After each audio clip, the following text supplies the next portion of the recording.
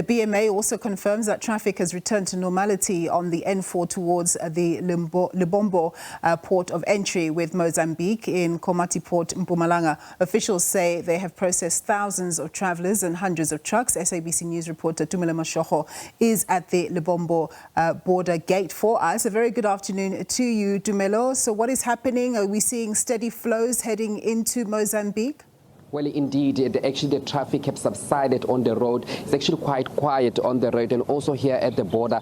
Not a lot of people actually crossing into Mozambique, but there are people still crossing into Mozambique. We saw the biggest number yesterday where a lot of people were traveling and also crossing into Mozambique. Even with the trucks, there were a lot of trucks stretching about 20 kilometers or 25 kilometers rather on the road, but those trucks now have already been cleared. There are some trucks on the road, but those truck drivers say that they don't want to cross yet into Mozambique because they are waiting for the decision in Mozambique. But also one truck driver telling us that one of the truck drivers in Mozambique was also attacked, so he doesn't want to travel into Mozambique. But let's speak to the Border Management Authority Commissioner Dr. Mike Masiapato, just to talk to us about the numbers from yesterday. Dr. Masiapato, yesterday we saw the hugest number. The border was very busy. You even had to open other areas where people can be processed, so it can be processed faster. Just talk to us about how many people were processed yesterday and how was the process? No, thank you very much, Tumelo. Yes, indeed. Yesterday we had the highest numbers of the people that we had to process. The numbers that we've been doing during the course of the week, for example, they were averaging around 17,000, and then a day before yesterday we were sitting at around 25,000, which we thought was the highest. But indeed, yesterday into overnight we were able to process around 26,000 people, and the majority of those were Mozambicans that were actually traveling back home. So indeed, because of the pressures that we actually saw, we were effectively in a way forced to activate Kilometer 7, where we had to co-locate with the Mozambican counterpart, to the extent that at that point we were processing them to leave South Africa, but to also enter Mozambique at Kilometer 7, so that when they arrive here at the port, they just come through and pass through the bypass and be able to go into Mozambique. So we had those different processing areas to make sure that we process them faster. So as you can see now on the corridor, there is fairly almost nothing. We've been able to handle all of the traffic during the course of the night until now. And also now that truck drivers also on the road, they don't want to travel to Mozambique. What's the situation like? Are you be able to talk to your counterpart on the other side, especially now that the decision of the Constitutional Council is expected around 3 p.m. What are they saying about the movement, and also if there are any protests that have already erupted on the other side? Yeah, so maybe what we can start by indicating is that in terms of the trucks overnight, we've been able to push around 600. On that 600, 500 were exiting to Mozambique, and around 100 were basically coming back. So on that basis, all of the trucks that we've been able to process as we speak, they are actually at around the harbour area, and they are busy offloading their cargo, and they are going to start coming back as we speak. So on that particular basis, we did talk this morning with our colleagues on the Mozambican side. There is no any protest that had actually flared up. The Constitutional Council is expected to announce around 3 o'clock, and the reason why the ones that are here on the corridor are saying that they are not going to be going in per se, it is very much understandable, because they are understanding that they might be caught up whilst they are still on the corridor, or maybe at around Matola area, and therefore they might actually be the victims. It is therefore understandable. They are here. We can't force them to cross through. However, we are going to be waiting to hear the outcome, and once the outcome has been declared, we will then be able to make a determination as to how do we progress going forward.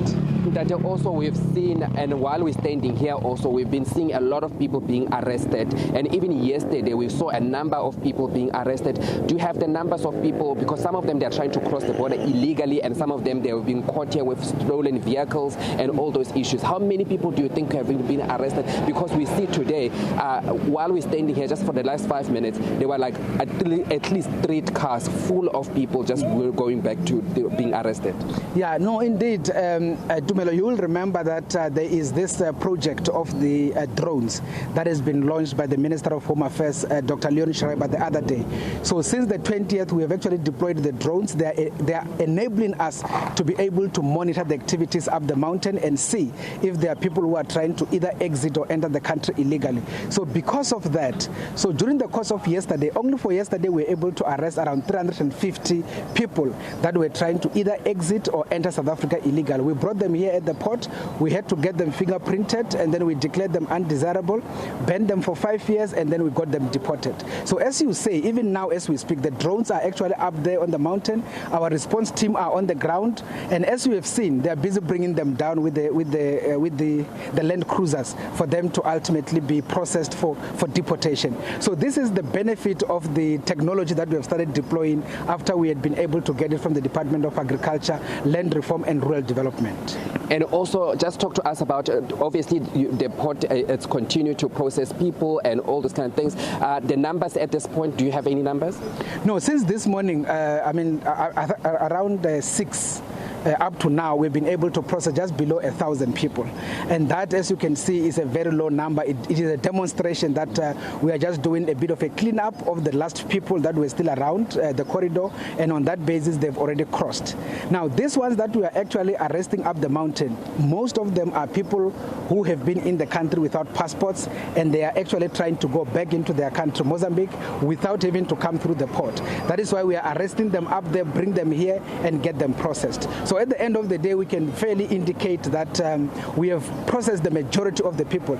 That is why yesterday there was a very serious pressure on the people wanting to exit because they were anticipating the outcome of the Constitutional Council. So from where we are sitting now, we are very much confident from a border management point of view. We will continue to process until the Mozambicans advise us otherwise. Thank you so much for speaking to us. That was Dr. Masia Pato. He is the commissioner here at of the BMA, and also here traffic is actually quite quiet here, but also a lot of people seem that they have traveled on Sunday for as early as possible so that they can go and be home before Christmas, but also before that decision that is expected to be made by the Constitutional Council later this afternoon.